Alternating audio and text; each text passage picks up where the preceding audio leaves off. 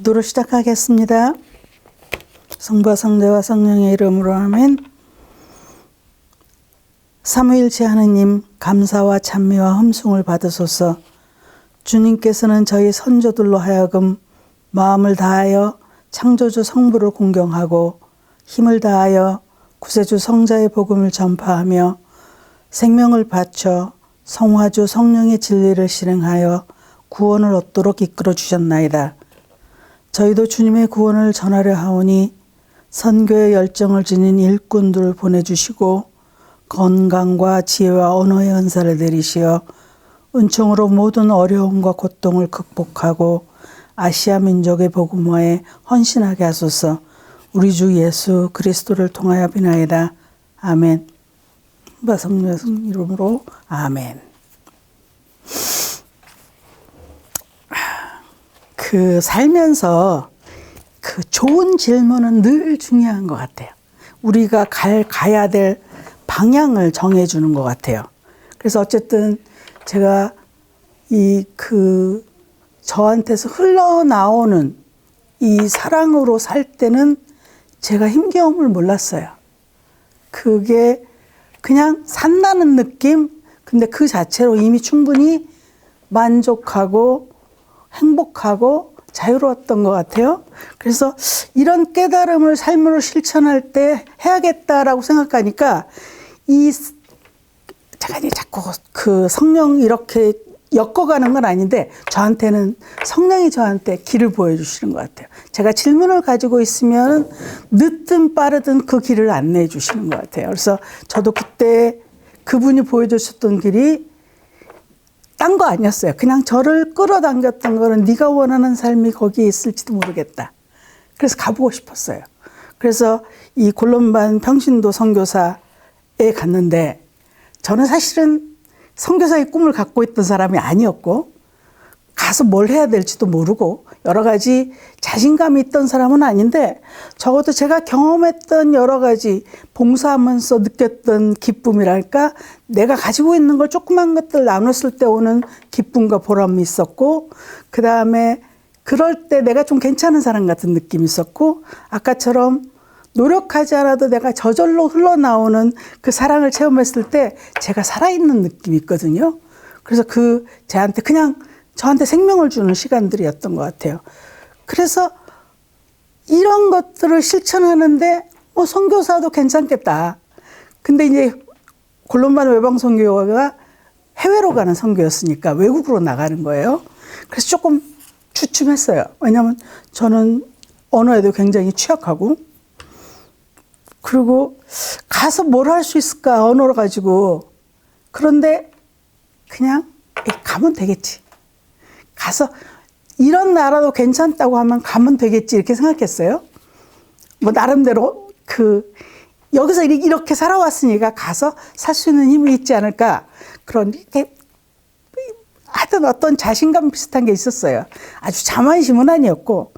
그런데 이제 막상 가서 저희들이 6명이 갔는데 공동체 생활을 하는데 6개월 동안 공부하면서 공동체 생활을 하는데 공부하는 것도 문제가 안 되고 가서 외국 생활하는 것도 문제가 안 되는데 같이 생활하는 공동체에 있는 같은 자매들하고의 문제가 많이 생겨요.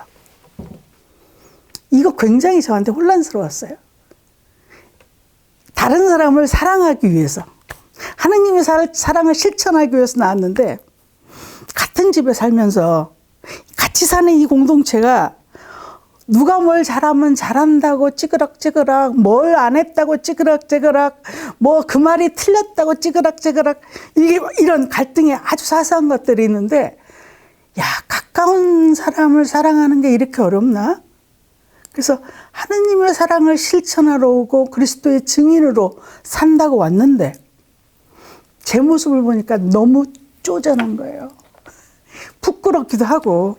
그래서 언어가 잘 안 되는데도 불구하고 도움을 받아야겠다고 생각했어요. 그래서 저 영적 지도 신부님들이 영적 지도를 해주실 수 있는 분들을 몇 분을 안내받았어요. 신부님뿐만 아니라 수녀님도 있었는데 제가 그분 중에 한 분이 상담 전문가이신 신부님이 계셨어요. 영적 지도 신부님이. 그분한테 가서 제가 도움을 청했어요. 그러니까 재밌는 거는 제가 어떤 위기를 느낄 때라든가 좌절을 할 때 도움을 청합니다. 근데 저는 어렸을 때부터 스스로 알아서 살아왔던 사람이라서 도움을 잘 청하지 못하는 게 제일 큰 취약점이거든요. 근데 재밌는 거는요, 그 위기가 왔을 때 도움을 청하는 걸 제가 아주 잘합니다. 아이러니하죠. 그래서 그때도 내가 느낀 게 다른 사람을 겁먹고 있는데도 불구하고 저는 가서 저 좀 도와주세요. 이제 완전히 베이비톡으로 그분하고 같이 2주에 한 번씩 만나기 시작했어요. 도움을 받기 시작했어요. 그래서 이 같은 공동체에 사는데 내가 이 사람들을 사랑하기 어려운 것에 오는 그 좌절감들을 얘기를 했어요. 부끄럽긴 하지만. 그럴 때 이제 제가 우리 가족 안에서 분리가 안 돼가지고 엄마 문제가 내 문제가 되고 내 문제가 엄마 문제가 되고 이게 엉켜버렸잖아요. 이 분리가 안 돼요. 그래서 우리 공동체에서도 마찬가지로 어떤 애가 뭔가 좀 내가 생각할 때 부끄러운 행동을 하고 있으면 내가 생각할 때 걔로서는 자기가 하는 게 당연하겠지만 내가 볼 때 부끄러운 행동을 하면 아우 창피해. 다른 사람이 볼 때 한국 사람 어떻게 보겠어. 이런 것부터 시작하는 거예요. 그래서 어떤 때는 제가 제일 맞이였으니까 다른 동생들이 언니가 좀 얘기해 그러면은 제가 또 주제 넘게 그걸 얘기를 합니다. 그래서 분란이 또 만들어지기도 하고 저는 문제를 풀려고 하는데 문제가 더 되기도 하고 사랑하려고 하는데 사랑이 더 안 되고 단절을 하게 되고 이 복잡한 마음들을 어떻게 풀어야 될지 모르겠어요. 머리로 하느님 사랑하고 하느님이 저를 사랑하는 거 알고 내가 다른 사람을 사랑하려는 의지는 있는데 내 몸에서는 그게 안 나와요. 그래서 굉장히 좌절이 많았는데 그 덕분에 그 신부님을 만나서 그분이 제가 개인적인 제 그 삶에서 중요하게 생각했던 게 어떻게 해야 된다는 게 굉장히 중요했잖아요. 왜냐하면 어른들을 만족하게 아니면 어른들을 기분 좋게 그분들이 만족해 하실 그 기대에 부응하는 걸 하다 보니까 저 안에서 많이 큰 게 해야 되는 것과 안 해야 되는 것들이 구별이 됐어요. 그래서 그 기준으로 다른 사람이 안 하고 있으면은 저거 아닌데, 저래가지고 안 되는데 어떻게 선교사로 다 망신을 시켜? 뭐 이런 생각들이 올라와요. 표현은 안 해도 마음에서 올라오는 거잖아요. 근데 그런 저를 받아들이기 굉장히 어려웠어요. 근데 그 영적 지도 신부님이 제가 심리적으로 걸려있는 이 부분들 먼저 해결해 주시더라고요. 제가 엄마하고 관계에서 엄마에 대한 책임감을 너무 많이 가지고 있잖아요. 그 다음에 우리 언니들에 대해서 저만 배운 거에 대해서 이 죄책감을 굉장히 많이 가지고 있고 이런 것이 저를 얼마만큼 구속하고 있는지 몰랐어요. 근데 그분이 그런 것들을 이렇게 펴주시기 시작했어요. 근데 그 펴주시는 거를 통해서 제가 깨달은 거는 그 사람이 갇혀 산다는 게 물리적인 것만 얘기하는 게 아니구나. 마음의 세상도 갇혀 사는구나. 그래서 그때 제가 어디더라? 누가복음이었던가? 그 희년을 선포하는 그 말씀 있죠? 누가복음 4장 18절, 19절에 나오는 거. 그러니까 가난한 이들에게 복음을, 그 다음에 갇혀있는 이들에게 해방을, 뭐 이런, 이렇게 눈이 안 보이는 분에게 볼 수 있게 뭐 이런 희년 선포가 있어요. 그거를 제가 새롭게 이해했어요. 이게 눈에 보이는 게 아니고 내가 내 안에 갇혀서 보이지 않는 이 모든 것들을 열어주시는구나. 그래서 저는 제가 좌절할 때마다 제가 혼란스러울 때마다 아니면은 제 안에 있는 분노나 뭐 여러 가지 제가 만나고 싶지 않는 부정적인 감정들을 통해서 제가 넘어야 할 때 산들을 하나씩 깨달아간 것 같아요. 그래서 그런 것들이 저한테 굉장히 좋았어요. 그래서 그 어린 시절부터 익숙해져 있던 제 가치관이 있듯이 다른 사람들도 그 사람들에게 익숙한 가치관이나 행동 양식이나 뭐 중요하게 생각하는 게 다 다르잖아요. 근데 그거를 내 기준으로 잘을 재고 있다고 생각하니까 그때부터 제가 알아차린 거는 내가 판단하고 내가 옳고 그르다고 생각하는 게 모든 사람에게 적용되지 않는다는 거. 그리고 하느님께서 저한테 너그러 오신 것처럼 아니면 제가 이렇게 될 수밖에 없는 거를 알아주시는 것처럼 각 사람에게 그러실 거라는 거. 그래서 저에게만 해방을 주시는 게 아니라 모든 사람에게 해방을 주실 거라고. 갇혀 있는 곳에서. 그리고 내가 내 눈이 막혀 있고 귀가 막혀 있어서 보지도 듣지도 못하는 거를 물론 외국에 가서 살다 보니까 그건 실질적으로 체험하긴 해요. 근데 심리적인 면에서도 제가 그걸 보게끔 도와주셨어요. 그래서 그 6개월 동안에 이 같이 산 것들이 그런 작업을 할 수 있게 저를 안내해 주시더라고요. 그리고 선교지에 이제 파견됐을 때 저는 언어 좀 배웠으니까 언어가 될 줄 알았어요. 뭐 6개월 배우긴 했지만 현지에 가니까 이 언어가 진짜 바닥이더라고요. 그야말로 베비톡인데 영어보다 더 못하니까 그걸 가지고 현지에서 사람들과 교류하려고 하는데 완전히 제 느낌, 제가 바보 같은 느낌이에요. 아무것도 할 수 없고 그 다음에 뭘 할 수가 없어요. 그러니까 뭐 저 같이 다녔던 평신도 그 필리핀 사람 현지 사목자는 하는 게 굉장히 많아요. 저는 따라다니면서 그냥 대충 눈치 보고 알아채고 몇 마디 베이비톡하고 이렇게 다니는 거예요. 근데 그 무기력과 무능력함과 싸우는 게 매일매일이에요. 근데 애써 마음에서는 내가 이렇게 배움으로써 겸손된 자로서 산 거라고. 그 다음에 그분들을 높이고 나를 낮추는 거니까 이게 선교사라고. 애써 저를 설득해도 마음에서는 힘들어요. 근데 그게 뭐였냐면은 아무것도 할 수 없다는 얘기는 제 안에 인정받고 싶은 욕구가 얼마나 큰지를 보게 하는 거예요. 뭔가를 할 수 있어서 사람들이 경숙이 이거 하는구나 이런 소리가 제가 듣고 싶었던 것 같아요. 몰랐어요. 그래서 제가 그 마음 안에서 느껴지는 그 좌절이나 무기력이나 부끄러움, 존재 자체로서 제가 아무것도 아니라는 그런 수치심과도 올라오는데 하나님한테 그래서 질문이 또 많이 했던 것 같아요. 왜 나를 여기 불러주셨냐고. 아무것도 할 수 없는 여기서 내가 뭘 하라고. 이렇게 질문 많이 했던 것 같아요. 그래서 그러면서 질문에 답은 못 찾으면서 그냥 따라다녔어요. 근데 첫 번째 임지에서는 거의 이제 그 빈부의 격차가 심했어요. 그래서 빈부의 격차가 심하다 보니까 배우고 가진 사람들이 갖고 있는 그걸 자긍심이라고 표현할지 어떨지 모르겠지만 어쨌든 힘이 있어요. 에너지도 많고 리더십도 좋고 그 다음에 사람들에게 너그럽기도 하고 어떨 때는 휘어잡기도 하고 굉장히 잘 살아요. 표현이 좀 뉘앙스가 이상하지만. 근데 이제 그 빈부격차가 심한다는 얘기는 배움도 그만큼 차이가 나고 삶의 질도 굉장히 차이가 나요. 그러면 저는 양쪽을 다 다닙니다. 양쪽을 다니면서 느끼는 거는 이 가난하고 못 배우고 그래서 소외될 수밖에 없는 이 사람들의 현실을 보기 시작했어요. 그래서 저는 거기 가서 아무것도 할 수 있는 게 별로 없었어요. 그냥 가서 방문하고 농담 따먹게 하고 뭐 그냥 일반적인 그냥 생활 얘기하고 같이 갔던 사목자가 필요한 게 있으면 이렇게 얘기하는 소리를 들으면서 제가 좀 배우기는 하죠. 어떻게 사람들하고 접근하는지. 그 다음에 또 하나는 제가 이제 첫 번째 임지에서 실험하는 것 중에 하나는 필리핀이 좀 옛날에는 잘 사는데 못 살았잖아요. 제가 갔을 때. 그러니까 저희 한국 사람이 돈을 가서 많이 뿌렸어요. 그래서 제가 그분들에게는 부자인 돈이 많이 있는 한국 사람이었어요.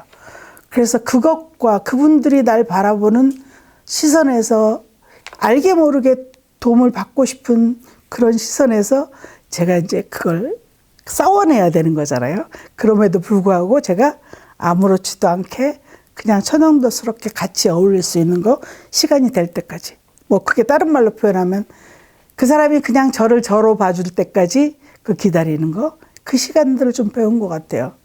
그리고 제 마음에 마음이 향하는 것은 이게 가난하고 소외된 사람에게 훨씬 마음이 가요.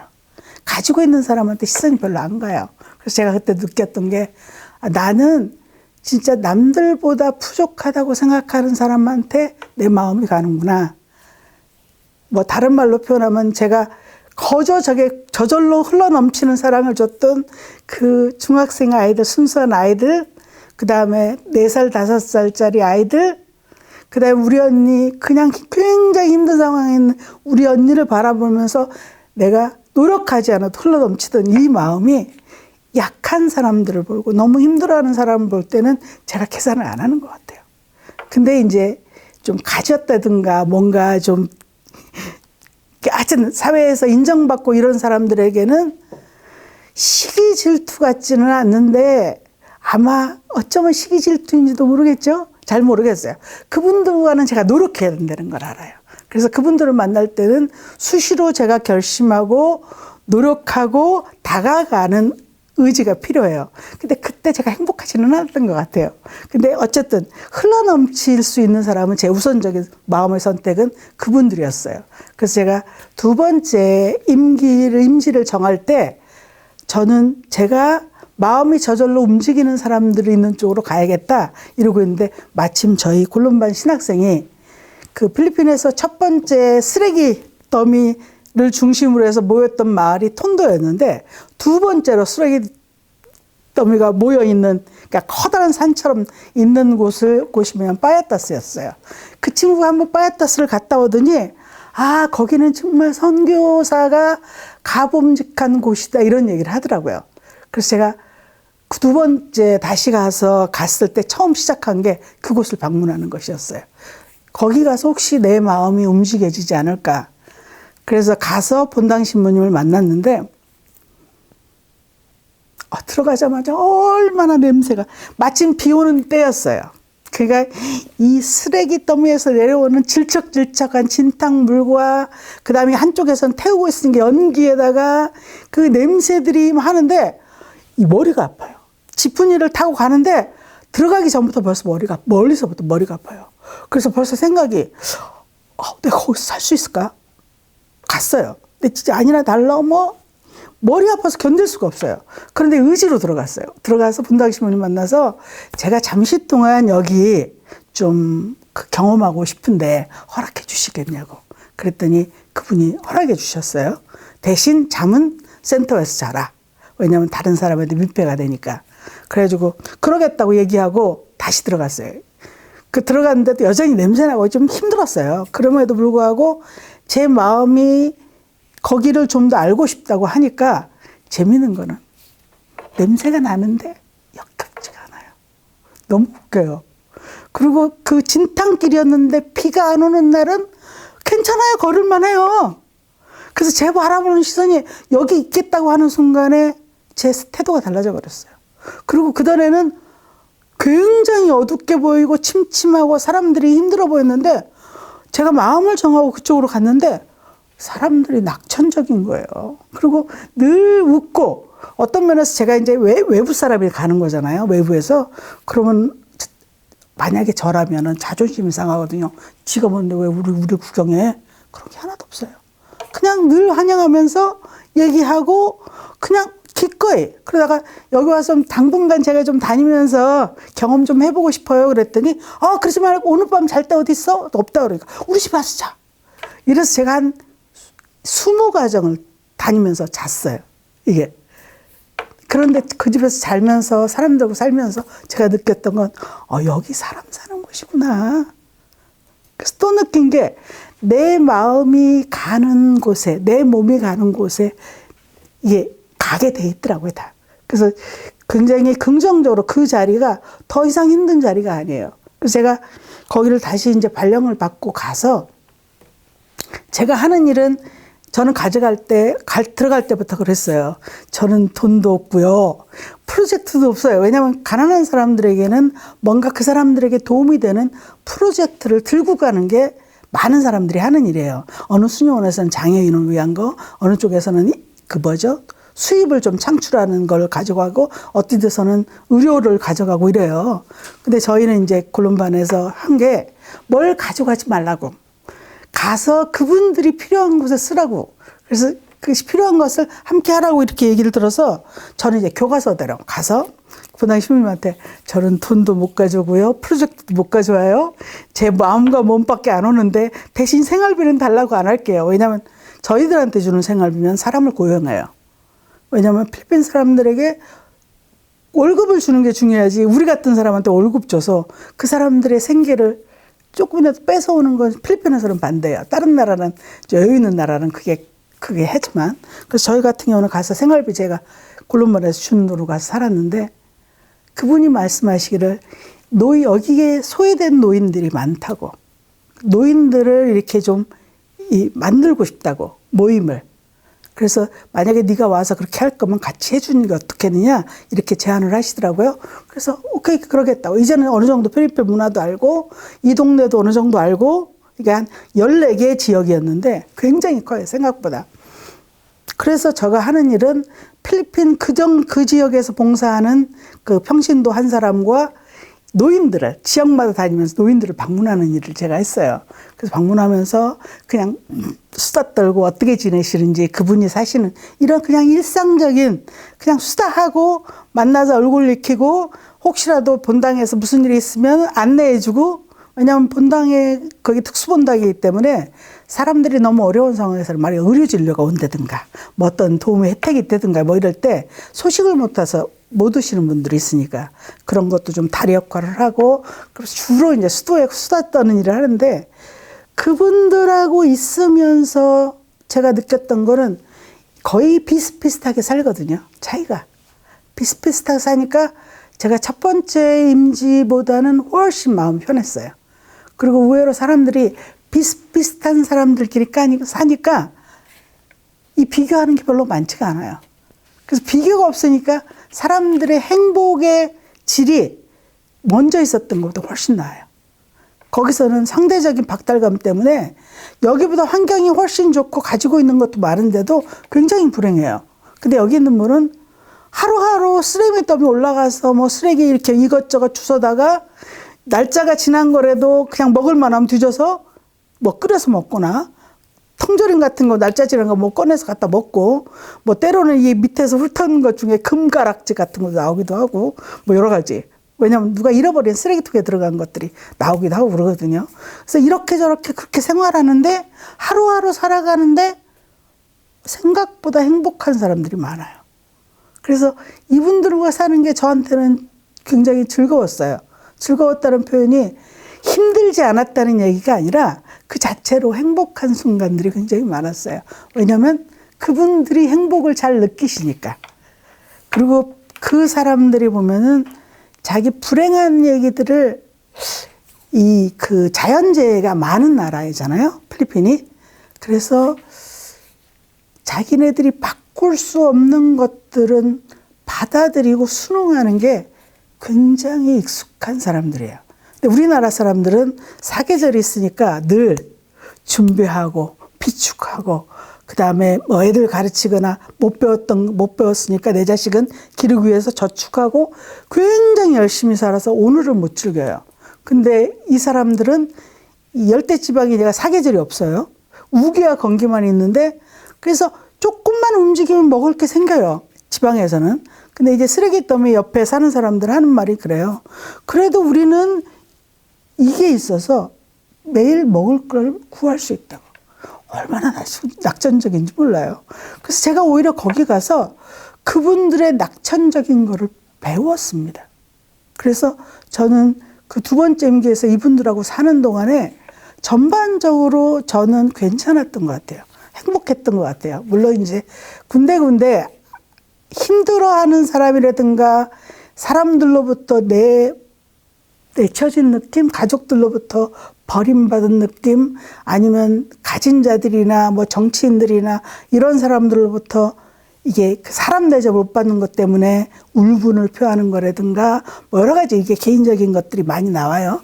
그 다음에 가정사에서 불의의 사고로 자식을 잃고 고향 떠나서 와 있는데도 불구하고 독거노인처럼 사시는 분들이 있고 뭐 여러 가지예요. 그런 아픈 것들은 굉장히 많은데도 불구하고 서로 이렇게 도와주면 살아요.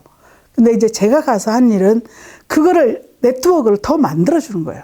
그래서 제가 방문하기 시작하면서부터 노인들끼리 만나서 수다 떨고 제가 감으로 해서 또 만나기도 하고 그러다 그럼 우리 앉아서 뭐 좀 할까? 뭐 이러다 보면 그럼 우리 티 나온 김에 얘기 좀 나누자 하면서 성경 나눔을 하기도 하고 또 어떤 경우에는 뭐라고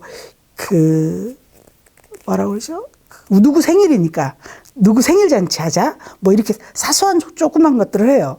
근데 그게 계기가 돼서 그 전체 본당에 그 선교 본당이었는데 본당에 14개 구역에서 각 지역의 노인회가 조직되고 전체 본당 전체에 노인 잔치하는 날이 생겼어요. 본당 신부님이 주최하에. 그래서 저희가 주로 하는 것은 음식을 준비하고 음악을 틀어놓고 같이 노는 거 즐기고 하루를 즐기고 그 행복을 올 때 이런 것들을 하거든요. 그래서 가난한 사람들하고 사는 게 이런 면에서는 굉장히 단순하고 순수해서 좋습니다. 근데 이제 가난한 사람하고 산다는 거 어려운 거는 이 어려움을 진짜 경제적인 어려움을 겪을 때 이분들이 고통받는 거를 내가 도와줄 수가 별로 없어요. 도와줄 수 있는 게 없어요. 그래서 그 무력감, 그 다음에 그분들이 절망감을 느낄 때 위로해 줄 수 있는 말이 별로 없어요. 그냥 옆에 있어 주는 것밖에. 그래서 그럴 때 제가 하느님에게 질문을 좀 많이 했던 것 같아요. 어디 계시냐고. 이분들이 고통받고 있을 때 당신 어디 계시냐고. 이 모래요 발작을 다 잊어버렸어. 잊어버리고 어디 계시냐고. 그래서 그 어디 계시냐는 그 절박한 마음이 저를 또 다른 자리로 안내합니다. 왜냐하면 보이지 않는 그분의 사랑을 제가 찾기가 어려워요. 이 사람들 안에 이렇게 있는 것도 있고 그분들이 하느님을 믿는 마음으로 사는 것도 알고 그러는데도 불구하고 그 인간의 삶에 그분이 역사한다는 것을 잊어버려요. 그래서 제가 그 질문을 또 합니다. 어디 계시느냐고. 그래서 그게 답이 안 나오면 와가지고 영적 저체 신부님하고도 얘기하고 그것도 안 되면은 신학 성찰을 좀 하게 해달라고 요청을 해서 제가 그랬잖아요. 도움을 못 청하는 사람인데 도움을 굉장히 잘 청해요. 그래서 신학 성찰할 수 있도록 신부님 하나 내줘라. 그러니까 신부님들과 내가 해줄게 이런 분들이 계셨어요. 그래서 신부님들하고 같이 앉아서 한 달에 한 번씩 신학 성찰을 하는데 그 신학 성찰하는 시간에 이런 것들을 제가 토로를 했어요.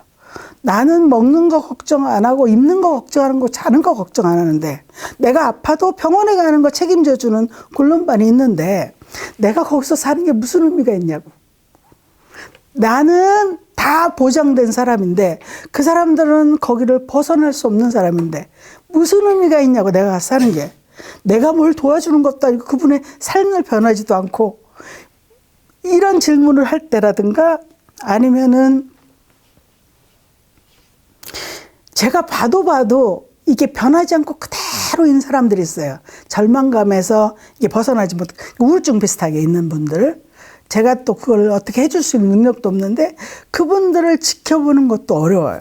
그 다음에 어떤 분들은 저를 볼 때마다 혹시나 티나가 돈이 있어서 날 도와주지 않을까 이런 거 하면서 저를 만날 때마다 우리 아이가 어디를 학교를 갔는데 뭐 어떤 게 필요하고 혹시 티나가 우리 아이의 손주의 대모가 돼줄 수 없느냐 뭐 이런 여러 가지 얘기들을 해요. 근데 그럴 때 굉장히 난감할 때가 많아요. 왜냐하면 돈으로 도와드리는 건 수월해요. 그러면 이제부터 사람들하고 관계는 돈과 만나는 거지 티나하고 만나는 게 아니잖아요. 그래서 어떻게 돈을 보이지 않게 쓸 수 있을까? 또 한 가지는 내가 돈이 아닌 티나로 보이는 방법이 뭘까? 뭐 이런 고민들을 할 때가 있어요. 그러면 이런 그런 사람들을 많이 만나면은 제가 좀 가끔씩 회의를 느낄 때도 있거든요. 그러면 신학성찰 때 와서 그걸 얘기를 나눕니다. 그리고 우리 동료 선교사들도 각자 이렇게 그렇게 살잖아요. 그런 얘기들을 나누면서 조금씩 그런 얘기를 나누면서 이 질문에 늘 답이 와요. 질문을 갖고 오면은 하나님의 사랑의 색깔을 여러 가지 방법으로 보여주는 것 같아요. 그래서 실질적으로 우리한테 주어졌던 자유의지라는 거, 그게 하나님의 얼마나 큰 사랑인지를 얘기할 때 뭐랄죠? 돌아온 탕자, 어떻게든 잃어버린 아들이죠. 새로 성경에서 잃어버린 그 아들의 얘기를 들어보면은 아버지가 아들의 선택을 존중해 주잖아요. 그 피성중이나 이럴 때 이제 묵상으로 성서 말씀으로 들어가서 이게 이제 들어가서 그 하나님 마음을 느껴보는 시간들이 좀 있거든요. 묵상으로. 그래서 그때 처음에 저는 그 잃어버린 아들이 안으로 들어가서 느꼈던 거는 내가 열심히 사는 사람이잖아요. 그리고 특별히 큰 틀에서 벗어나지 않고 제가 큰아들인 줄 알았어요. 그래서 그걸 볼 때마다 큰아들의 마음에 공감이 돼서 더 이상 마음이 안 갔어요. 그냥 그런가 보다. 조건 없는 사랑 이렇게 다 내가 작은 아들이라고 생각해 본 적이 없어요. 어느 날 묵상을 하는데 큰아들로 가서 거기서 멈춰 있어서 제가 이렇게 답답했었는데 이런 신학성찰이라 할 때 이게 하느님의 사랑에 내가 개입되지 않는 하느님의 사랑에 대해서 제가 답답해 하니까 그 얘기를 좀 해주셨어요. 그 잃어버린 아들에 대해서. 그래서 그걸 가지고 앉아서 묵상을 하는데 어느 순간 저도 모르게 하느님의 마음으로 제가 들어가 있는 거예요. 하느님 마음이 어떤 마음으로 이 작은 아들과 큰 아들을 바라보고 있을지를 생각해 본 적이 없어요. 그때가 아마 처음이었던 것 같아요. 그래서 바라보는데 아버지가 아들이 돈을 달라고 그래서 자기가 살아보고 싶다고 나갔잖아요. 근데 아버지 마음이 이게 걱정이 되는 마음이라든가 얘가 나가서 어떻게 살지 모르잖아요. 그러니까 미래에 대해서 모르시니까 걱정이 되는데도 불구하고 아들이 그 삶을 살아보고 싶다 그러니까 이 보내주는 아버지 마음이 보이더라고요. 그래서 이 아들이 원하는 것을 해보게끔 허락해주는 아버지의 사랑이 얼마나 큰지를 그때 처음으로 깨달았던 것 같아요. 그래서 우리한테 자유의지를 준 게 바로 이런 거구나. 왜냐하면 저 같은 경우는 저희 엄마한테 내가 선교사로 가겠다 그랬더니 저희 엄마가 단식 투쟁을 하면서 반대하셨거든요. 근데 반대하셨던 게 저를 위해서 반대하지 않은 건 알고 있어요. 그러니까 이게 엄마가 남겨지는 자기 자신이 너무 힘들어 하셨어요.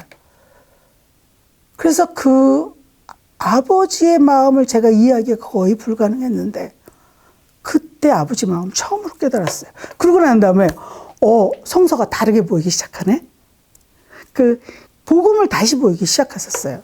그러면서 그런 신학성찰이나 다른 여러 가지 피정이나 이 안내를 받으면서 성서를 다르게 이해하기 시작하면서 제가 성서 안에 있는 장면으로 들어가서 등장인물로 들어가서 등장인물의 마음이 돼서 경험해보는 새로운 마음 안에서 경험해보는 것도 있거든요.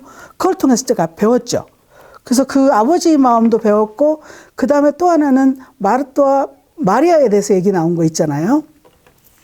마르다와 마리아의 얘기에서도 거기 보통은 우리 그러잖아요. 마리아의 선택이 좋은 선택이라고. 그러니까 너는 마리아 건드리지 마. 이렇게 이해를 제가 들었어요. 옛날에. 근데 다시 들어가서 그걸 듣고 있는데 제가 마르다가 돼서 예수님이 저한테 제 눈을 보면서 말씀하시는데 티나야 너는 모든 일을 너무 많이 염려하고 걱정하는구나. 그러나 필요한 건 딱 한 가지밖에 없어. 이렇게 얘기했어요. 저한테. 제가 너무 생각이 많아요, 저도요. 모든 사람을 만족시키려고 하거나 뭐가 중요하다는 걸 제가 판단하는 게 굉장히 많습니다. 제 판단이. 근데 그분이 저한테 그 말씀을 하실 때 그분 눈빛이 전혀 달랐어요. 저 야단치는 느낌도 아니었고 그냥 그 느낌을 어떻게 표현할지 모르겠는데 네가 원하는 걸 해도 된다는 얘기를 허락으로 들렸어요, 제가. 그러니까 너무 많은 거를 걱정하고 염려하지 말고 중요한 거는 네가 원하는 걸 하면 돼. 그래서 제가 예를 들자면 그 예수님이나 같이 온 식구들에게 식사를 대접하고 싶었던 마음이잖아요. 그러면서도 한쪽에서는 아마 저쪽에 마리아가 듣고 있는 그 자리에서 말씀도 듣고 싶었겠죠. 근데 아마 이 마르타의 경우에는 아마 대접하고 식사를 대접하는 게 중요하다고 생각했을 거예요. 그러면 그거 한 가지면 되지 않겠어요? 근데 내 마음이 이 두 가지를 다 하고 싶으니까 갈등이 생기는 거잖아요. 이게 제가 이해한 거예요. 그래서 그때 제가 예수님이 저를 바라보고 얘기한 그 얘기가 그렇게 모든 사람을 맞춰주지 않아도 괜찮아. 네가 중요하게 생각하는 거 해도 돼. 이렇게 하라고 들리니까 그 다음부터는 이 마르타와 마리아에 대한 얘기가 나올 때마다 얼마나 그게 저한테 생명력 있게 오는지 몰라요. 그래서 이 성서를 통해 성서를 묵상을 성서에 나오는 그 장면으로 들어가서 묵상하면서 제가 굉장히 많은 자유로움을 느끼고 하느님이 날 바라보는 시선을 또 많이 느낀 것 같아요. 이런 것들이 있었고 그래서 저 같은 경우는 어쨌든 간에 이 갈등과 혼란이라든가 안에서 제가 다루지 못하는 이 감정들이 올라오기 시작할 때가 그때가 저한테는 선물이 주어지는 때예요. 그래서 누군가를 만났는데 그 사람의 저를 어떤 부분을 자꾸 부정적으로 부정적인 느낌으로 부정적인 건 없으니까 저를 건드릴 때마다 이분은 나한테 무슨 선물을 주실까? 뭐 이런 생각을 하게 돼요. 근데 그건 저한테 삶을 굉장히 다르게 바라보게 도와줬던 것 같아요. 그래서 이런 하느님이 나를 바라보는 시선을 이렇게 저렇게 다 이렇게 방향을 틀어가면서 제가 체험하니까 그때부터 저한테 중요한 게 내가 어디를 바라보니까 중요해. 이거 했는데 그 다음에는 하느님이 어떻게 날 바라보시는가 중요해. 이렇게 되는 거예요. 그래서 하느님이 날 바라보는 시선을 보면은 제가 볼 때는 옛날에 그걸 깨닫기 전에는 하느님은 내가 잘하면은 기뻐하시고 내가 잘못하면 실망하실 거라고 생각했어요. 그래서 하느님은 저한테 좋은 분이고 훌륭한 분이고 절 사랑하시는 거 알아요. 근데 내 편은 아니었거든요. 근데 이런 경험들을 통해서 하느님은 제 편이에요. 제가 잘못된 길을 가도 제 편이라는 걸 압니다. 그래서 저에게 너그럽고 따뜻하고 인자한 눈으로 그런 마음으로 저를 지켜봐 주시고 저를 격려해 주신다는 거를 제가 많이 깨닫게 됐어요. 이 선교 생활을 하는 동안에. 그래서 다른 말로 생각하면 제가 선교사가 돼서 파견된 게 아니라 거기 있는 동안에 하느님 마음을 제가 좀 더 체험하고 하느님이 나를 바라보는 시선을 체험하고 그래서 제가 어쩌면은 하느님의 사랑받는 딸로서 제가 한국으로 다시 돌아올지도 모르겠어요. 그래서 이런 여러 가지 제가 이제 제 그 개인의 역사 안에서 만들어진 제 편견과 제 판단과 제 감정과 여러 가지 것들이 사실은 제가 어쩔 수 없는 상황에서 이게 만들어진 거잖아요. 근데 그게 그동안에는 제가 옳다고 생각했는데 이런 경험들을 통해서 저처럼 모든 사람들이 각자 자기 방식대로 자기가 옳다는 생각하는 방법으로 살아왔기 때문에 그게 잘 포기가 안 될 거라는 걸 이제 압니다. 그래서 하느님이 저를 바라봐 줬던 시선으로 내가 다른 사람을 만약에 바라봐 줄 수 있다면 아, 내가 그래서 그랬지. 그러니까 저 사람도 저렇게 행동하는 데는 이유가 있을 거야. 이렇게 만약에 제가 한다면은 판단을 보류하게 되더라고요. 그래서 하느님이 저를 사랑하시는 것처럼 다른 사람들도 똑같이 대해 주실 거라는 그 믿음이 제가 다른 사람을 만날 때 함부로 하지 못하게 하는 것 같아요. 제가 감정대로 어떨 때 쿡 올라올 때 있으면 꼭 그러고 난 다음에 제가 사과를 합니다. 사과하는 것도 제가 못 배웠어요. 근데 이제 그런 걸 통해서 제가 배운 거죠.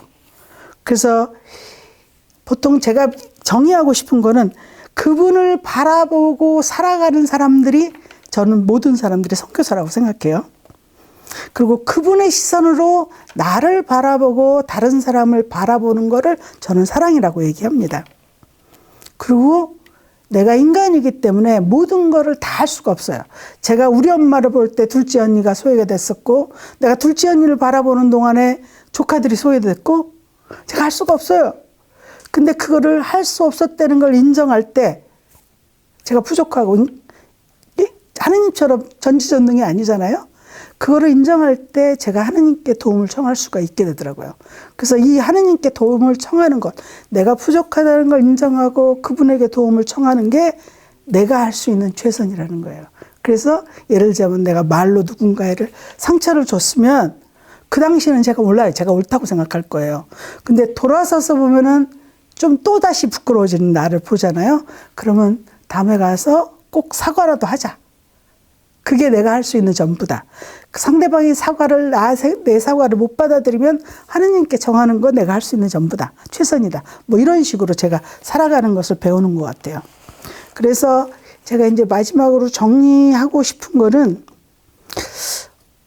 저희 언니를 먼저 보내고 언니가 돌아가시기 이틀 전에 저하고 하루 종일 시간을 보냈거든요. 이게 사람을 만나서는 안 되는 이게 그 무균 상태에 있어야 되는 상황이니까 그런데도 불구하고 하루를 저하고 다 보냈어요. 그리고 이틀 만에 돌아가셨을 때 첫 번째 제가 떠올랐던 거는 언니가 그 하루를 나한테 선물로 줬다. 그래서 제가 느끼는 거는 언니와 함께 보냈던 모든 순간들이 사랑이었다고 이름을 지었거든요. 같은 의미로 이 나눔을 준비하면서 제가 느낀 거는 그분을 바라보고 그분을 따라가려고 살아가는 이 여정 역시 이 모든 순간들이 나한테는 사랑이었다라고 얘기하고 싶어요. 그래서 전에 제가 얘기할 때는 나는 하느님 사랑한다고 얘기할 자신이 없다고 그랬는데 마지막 선물로 제가 받은 거는 이게 전부 다 내가 그분을 향한 사랑이었구나 이거 느꼈어요. 그래서 굉장히 감사한 마음으로 제가 나눔을 마치겠습니다.